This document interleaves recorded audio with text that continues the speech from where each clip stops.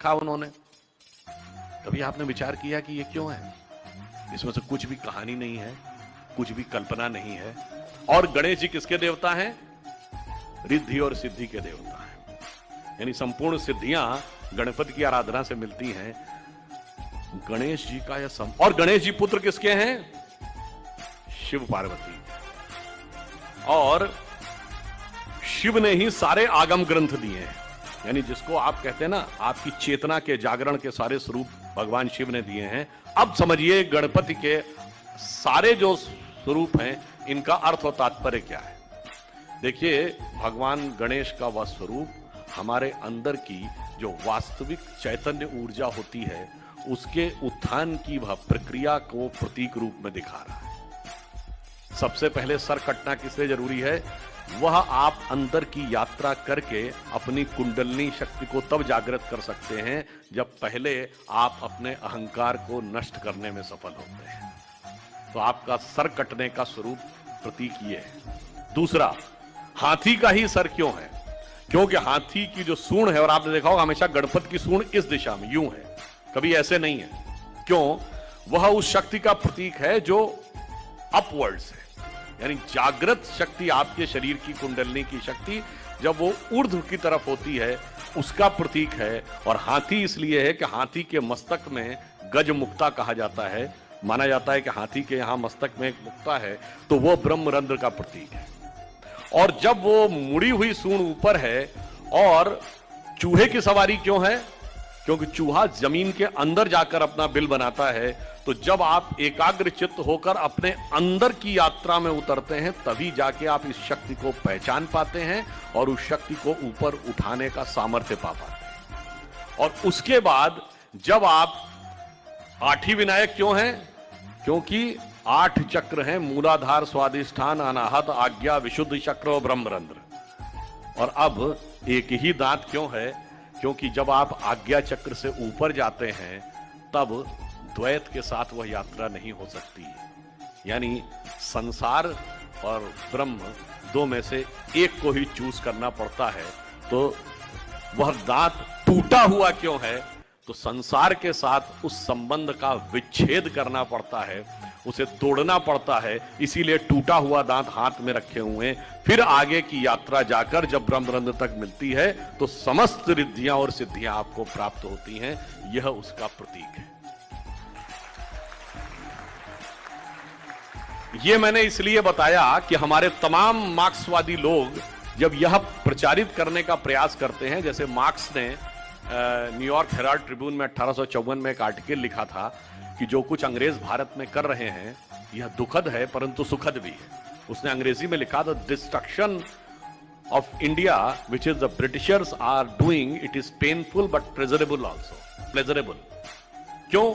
उसने कहा कि हिंदू चाहे जितने भी समृद्ध क्यों ना हो, परंतु ये हाथी गणेश, बंदर हनुमान और नंदी बैल को पूजने वाले इसी लायक थे कि इन पर हुकूमत की जाए, चूंकि यह लोग समझदार नहीं है। अब बताइए, जो मैंने बताया आपको गणपति का स्वरूप, समझ में हमारी कमी है कि मार्क्स की कमी है? बट अफसोस की बात यह है कि मार्क्स के मानस पुत्रों ने इतना भारत पर कब्जा कर लिया, इस प्रकार की चीजें हमारे दिमाग में भर दी। और मैं दावे से कहता हूं, न मार्क्स कभी भारत आया, न मार्क्स ने कभी भारत का कोई ग्रंथ पढ़ा। मार्क्स को संस्कृत आती नहीं थी और मार्क्सवादियों को भी संस्कृत नहीं आती।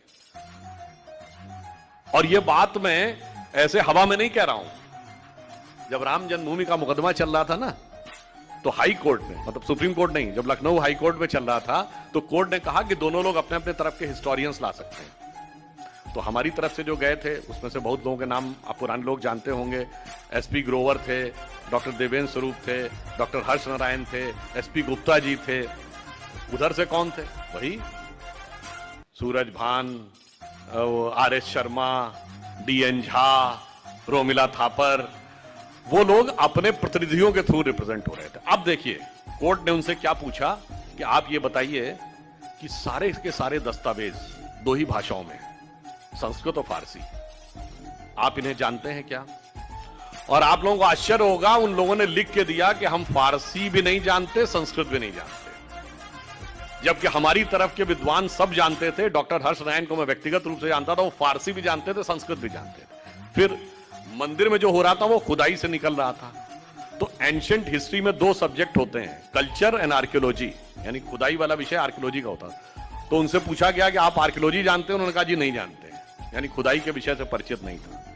अब आप सोचिए, इसके बावजूद वही लोग सबसे ज्यादा ज्ञान दे रहे थे। यानी मजे की बात यह कि न लिखाई जानते थे, न खुदाई जानते थे, और दावा ये कि सारी खुदाई जानते थे। इसलिए मैंने ये कहा कि जिन लोगों ने कुछ भी नहीं पढ़ा उन्होंने हमारे दिमाग में यह बात भरी। तो मैं ये कहना चाहता हूं कि जो बीज डॉक्टर साहब ने बोया था, उस बीज का वट वृक्ष तो आज दिखने लगा है, परंतु कारागार से वो निकले थे 1922 में। हमारी मानसिकता अभी तक इस अमृत महोत्सव वर्ष तक भी उस कारागार से बाहर निकल नहीं पाई। हमारी चेतना, हमारी सोच, हमारे विचार का एक बहुत बड़ा हिस्सा आज भी मैकाले और मार्क्स के विचारों से प्रेरित है। इसलिए मैंने आपको ये दो उदाहरण बताए, क्योंकि राजनीति, समाज के उदाहरण तो आपको बहुत सारे पता लगते होंगे। कई बार इन चीजों के उदाहरण, आजकल की युवा पीढ़ी तो इसी प्रकार के तर्क वितर्क भी करती है ना, तो बड़ा कई बार असहज स्थिति होती है कि बच्चों को क्या जवाब दें। अब आगे से कभी बात हो तो आप और एग्रेसिव होकर कहिएगा कि नहीं अभी तुमको इसका भी जवाब देते हैं। इसका जवाब क्यों देते हैं, उसका भी जवाब देते हैं। जैसे मैं एक एग्जाम्पल आपको और बताऊं, कभी आपने सोचा, हमारे हर चीज का जवाब है। जैसे मैंने आपको बताया कि गणपति का बताया, वैसे ही मैं आपको यह भी एक बात बताऊं कि भगवान राम 4 भाई थे। देखिए, हमारा कोई भी विचार किस चीज से प्रेरित होता है। भगवान राम 4 भाई थे, तो आपने कभी सोचा कि 4 ही भाई क्यों थे, 3 या 5 क्यों नहीं?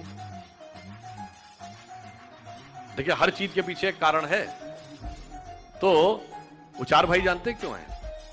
वो 4 भाई 4 पुरुषार्थ के प्रतीक हैं। राम, लक्ष्मण, भरत, शत्रुघ्न। तो भगवान राम धर्म है, लक्ष्मण काम है, शत्रुघ्न अर्थ है, और भरत मोक्ष है।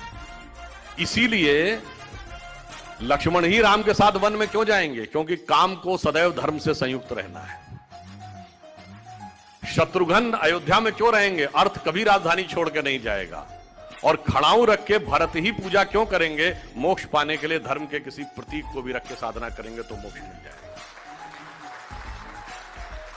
इसीलिए हमारे यहां देखिए, एक एक चीज का अर्थ है। अगर हनुमान चालीसा का भी विषय खूब आया था यहां पर, अरे भाई हनुमान चालीसा में ये क्यों लिखा है? तुलसीदास जी ने जब हनुमान जी की तुलना करने की बात आई भगवान राम से, तो उन्होंने क्या कहा? रघुपति कीनी बहुत बड़ाई, तुम मम प्रिय भरत ही संभाई।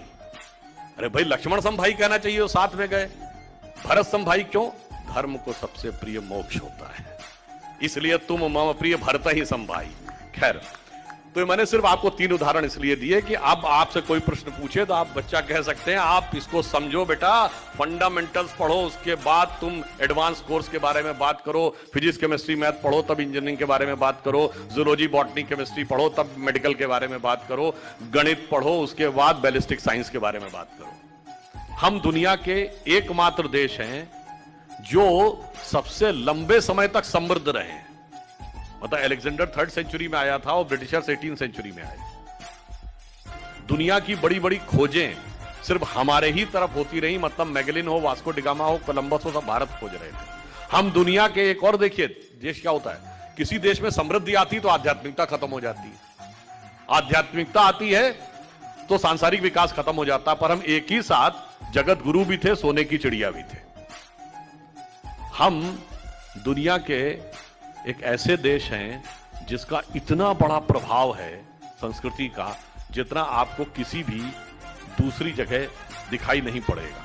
उदाहरण के लिए, अभी काशी विश्वनाथ के कॉरिडोर का उद्घाटन हुआ, तो आपको पता है कि जब आप काशी विश्वनाथ में अपना सर श्रद्धा से झुकाते हैं, तो श्रद्धा का वह बिंदु सिर्फ काशी विश्वनाथ से नहीं जुड़ता है, उत्तर में अमरनाथ से भी जुड़ता है, दक्षिण में रामेश्वरम से जुड़ता है, पश्चिम में सोमनाथ से जुड़ता है, पूर्व में मल्लिकार्जुन से जुड़ता है, और फिर काठमांडू के पशुपतिनाथ से भी जुड़ता है, पाकिस्तान के कटास राज से भी जुड़ता है। और बहुतों को नहीं पता होगा, जापान में एक देवता है जिनका नाम है डाइकोटुन, वह भैरव के ही एक स्वरूप माने जाते हैं।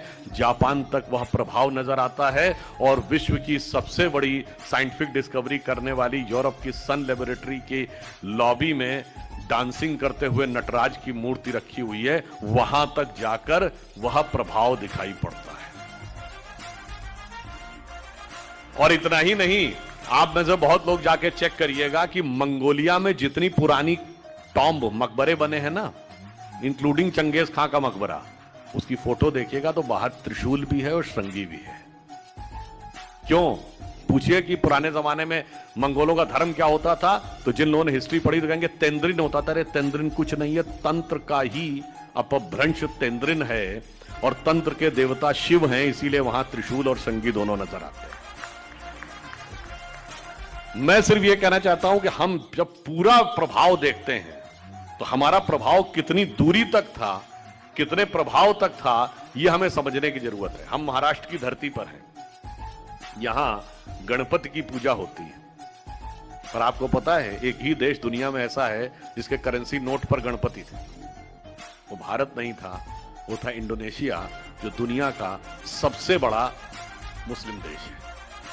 तो हमारी संस्कृति का प्रभाव मत संप्रदाय से परे जाकर है।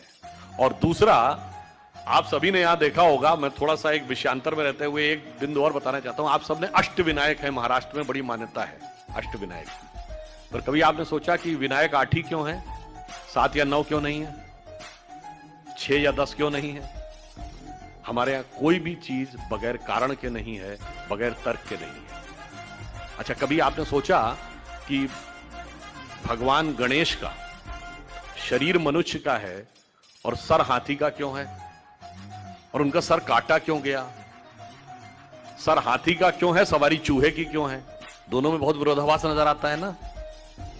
और उसके बाद यदि हाथी का सर है तो उनको एक दंत क्यों कहा गया? हाथी के तो 2 दांत होते हैं, तो फिर एक ही दांत क्यों है?